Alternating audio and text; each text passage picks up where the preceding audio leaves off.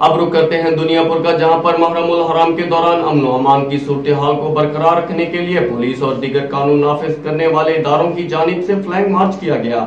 مزید جانتے ہیں ڈاکٹر قاسم عباس بلوچ کی اس رپورٹ میں۔ District police officer Lodhra Abdul Rauf Babar Kasrani کی ہدایت پر محرم الحرام کے دوران امن و امان کی صورتحال کو برقرار رکھنے کے لیے دنیا پور پولیس اور دیگر قانون نافذ کرنے والے اداروں کی جانب سے فلیگ مارچ کیا گیا۔ فلیگ مارچ کی قیادت ڈی ایس پی سرکل دنیا پور شمس خان نے کی۔ فلیگ مارچ میں ایس ایچ او تھانہ سٹی دنیا پور مبشر علی اوان، ایس ایچ او تھانہ صدر دنیا پور سید فرد عباس شاہ اور ایس ایچ او تھانہ جلارائیں سرفراز ایبک و دیگر پولیس افسران، پولیس اہلکاروں، ٹریفک پولیس کے اہلکاروں اور ریسکیو 1122 کے جوانوں نے بھی حصہ لیا۔ فلیگ مارچ کا آغاز ڈی ایس پی سرکل دنیا پور کے دفتر سے ہوا۔ فلیگ مارچ کاظمی چوک، دکوٹا چوک اور کہروڑ پکا چوک سے ہوتا ہوا واپس ڈی ایس پی آفس میں اختتام پذیر ہوا۔